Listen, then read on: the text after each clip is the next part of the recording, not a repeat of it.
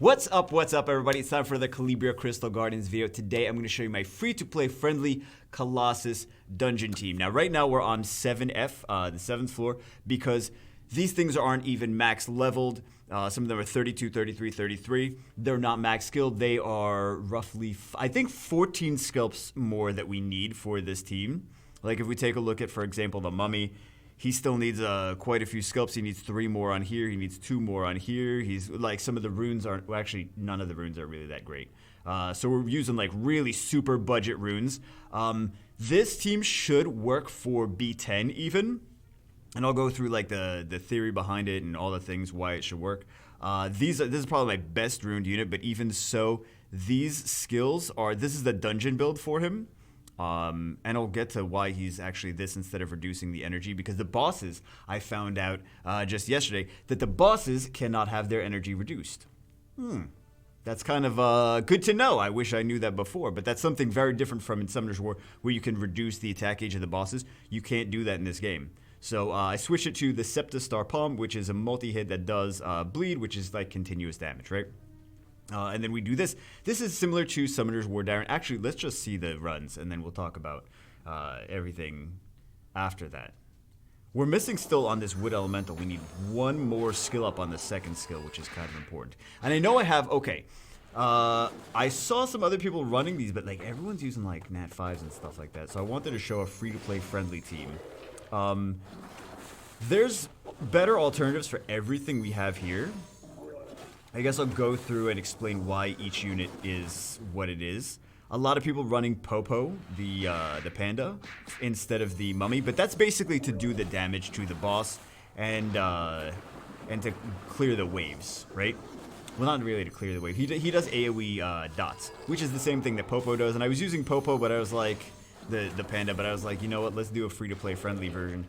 Instead of just being like, hey guys, here's how I did it with this Nat 5. We're like, no, let's do where everyone can replicate the team.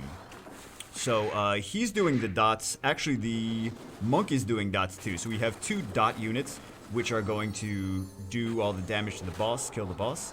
And then we have the healer, the cleric, is gonna strip. She's got skill 1, she's got skill 2, do the strips. And then she heals every time she strips. If we take a look, she's going to strip now, and she heals based on her stripping.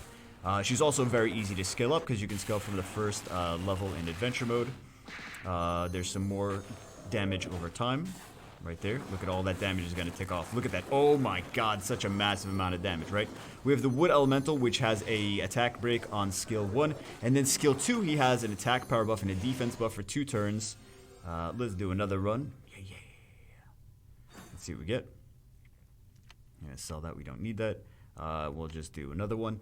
Yeah, he's got a 2-turn. He's actually missing a skill up. The 2-star of all things is missing a skill up, which you can just get from the Kali Knight shop.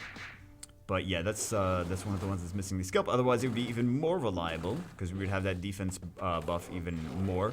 The Windwalker is just increasing that she's increasing the turns that the whole team gets just overall with her speed buff and with her energy boost. So she just multiplies the amount of turns that our whole team gets. And then the monk has a passive that mitigates the damage, kind of like Darren in Summoner's War, right? Where the whole team takes less damage, which is really nice for survivability. Between that defense buff, the defense leader skill of the Mummy, and the monk passive, which mitigates the damage, it adds extra survivability. It's very similar to in Summoner's War Giants B10 with Shannon and Darian, right? If you guys are familiar with that, the whole team is very much reminiscent of that. And then kind of that Holy Cleric kind of reminds me of, yeah, you gotta strip, so we gotta heal. She kind of reminds me of Mi Yang of all things, because she does a multi-hit, she does a strip, and she does heal. But she kind of, yes, kind of no, though, because she heals every time she strips, with the way I have her built, though. And then the monk is actually pretty good. Like, I saw him initially, and I was like, first off, he kind of looks cool. Second off, he seems like he could be both good, and he's very flexible. Like, I 6-starred the monk, too, because he can be a farmer, and then with 1 build, and then he can be a dungeon unit with the 2nd build, so. Alright, I don't really think we want that, but let me show you guys let me go home. let me show you guys the gear on everything. So this is my main man, right? This is the dungeon build, which is not even fully maxed. Look at all this. This is kind of important. The debuff trigger rate is going to be nice to add that extra continuous damage there. The continuous damage over time, dots, whatever you want to call it. But this is only a 70% chance until it gets maxed. So as long as we, or as soon as we get the rest of the skill ups on this, it's going to be up to 100% chance to mitigate the damage. Again, very much like Darren. Oh, we're even missing from, oh yeah, this is more of a, if you want to make him your farmer, Calming Mirror and Blast Pole are going to be the skills that you want to use. This is what I was using for dungeons before until I realized that it doesn't actually work. It only works for PvP, which is kind of weird.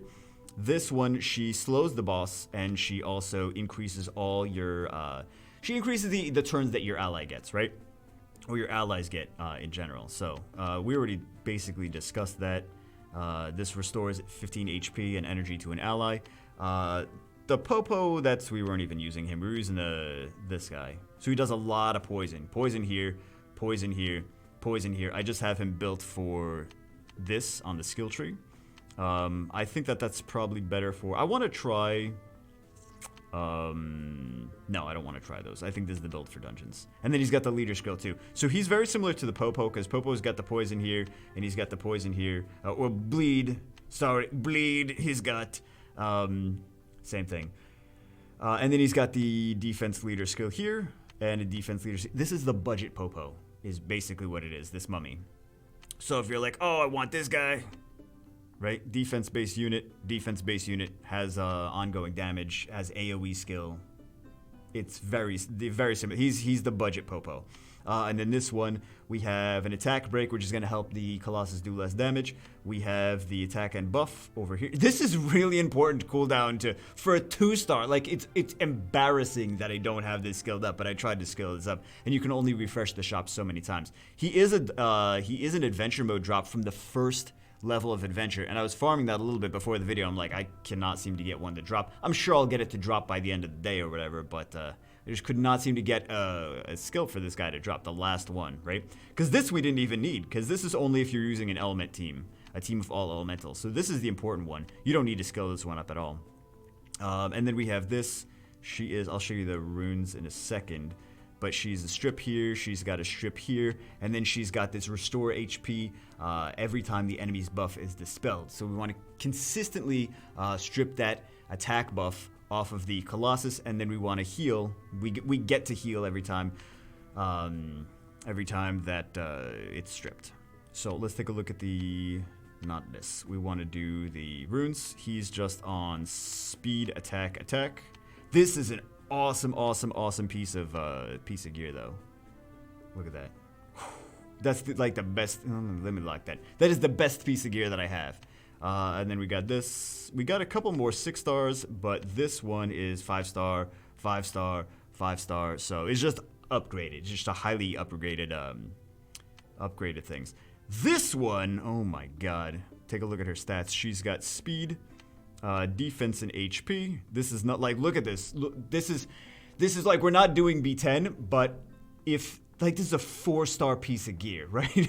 So we can do it with a 4-star piece of gear. Imagine what we have if we have like at least a decent 5-star piece of gear. I'm sure we could do much better with it. This is a 4-star piece of gear plus 3, plus 6. This is just crap gear plus 3. None of this is anything special. So if we're able to do it with this, she is fully skilled up, but she has, you can get the skill for her from the adventure mode already. She is a drop in one of the stages. So you can fully skill up Whirlwind Gale and Wind's Blessing. The runes on her are, let's take a look here. She's got, what does she have? Speed, HP. For some of these, actually for all of these, I just wanted to make them fast and tanky for the most part. Which, I mean, these are not even, they're just kind of crap. Like, look at this set. The sets actually don't make any sense because attack plus 15, ignore 15% of the enemy's defense. She's a healer. She doesn't need these sets. I was just going for whatever I could get speed, HP, and HP on. And then just whatever nonsense, silly things. More of just like, I just want her to be somewhat fast and be kind of tanky to survive, right? She doesn't need to be on this set. This is actually a bad set for her. I would put her on Swift. And have Fast, tanky, good accuracy. That's what I want her. Same thing with him. I would want to put him on Swift. Fast, tanky, good accuracy. He's got hit. So she's got 31, which she needs higher. He's got 48. But this team is doing just fine for B7. It's consistent. And then as soon as we improve it, look, there's another 4-star rune, man. 4-star runes, 4-star runes. Look at this crap. Right? Speed, defense, defense. These are only +6. This is +9. +3. Look at this. Look at this crap. +3 on a 4-star rune. Like, all this is like garbage runes, right? Garbage, garbage, garbage. Absolutely terrible runes, aside from the monk has like a couple okay runes. But everything else is garbage runes, and this is doing B7 just fine. So as soon as we do B7 enough to get some gear up get some runes up for B10, we should be set for B10 with this team. We still need 14 skill ups for it, but they're all nat 3, so it should be easier to get skill ups overall for this team. But I just wanted to show you guys my Colossus team.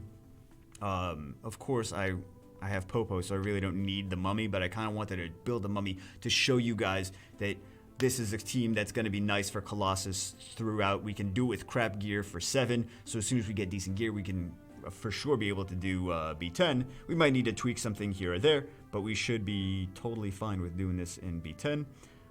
Yeah, and I wanted to show you guys so that you were like, oh, so that's kind of the strategy. So it's kind of similar to Summoners, where we're like, okay, you got the continuous damage, you got the defense buffs, you got the damage mitigation passive, you got the strips, you got the heals. So anyway, I just wanted to show you guys. Hope you guys enjoyed it. Hope you guys get something out of it. Everything here can be replaced with a better version. So if you have, for example, like this guy, if you're like, I don't know if I want to build him. If you have something like this is much better version of the elemental, right? This is a much better version of the elemental. The elemental is there for the attack power break and the defense buff. So this druid, let's take a look at the druid skills. Dispel one of the target's buffs, which is nice to get that enemy's attack power buff off. However, it might be tricky if you're like, well, I want to heal with the cleric, and the druid's like, I'm going to strip that buff off. And she's like, well, I would strip it off and heal, but he doesn't seem to have one right now, so I can't really heal. He's got this. This is the... Which one? This one. Increase the defense and grant encounter for 1 turn. This is reusable in 4 turns when it's scaled up, so it's still only available half the time. So you still have a lot of time that the defense buff is not up, but he would be a unit that if you want to build him, is nice to build him for that. And then we have this also regen. So this could take the place of actually both the cleric and the elemental, kind of. So you can stick more maybe DPS in there if you're using him, and then clear the waves a little bit faster. Same thing with Popo. Popo is just a better version of the mummy. Everything has a better version of themselves. But yeah, this guy's a really nice one for Colossus if you have him. But I wanted to show free-to-play friendly things where it's like you don't need to have nat 4s or nat 5s to even be able to complete it. But I'll keep you updated. We'll get some better gear. We'll grind some better gear, and then I'll show you when it's up to B10. But hopefully you guys... sorry, it's late. It's late at night / early in the morning when I'm recording this. Hope you guys enjoyed the video. Hope you guys got something out of it. Hope you're having fun playing the game. And I will see you as always in the next one.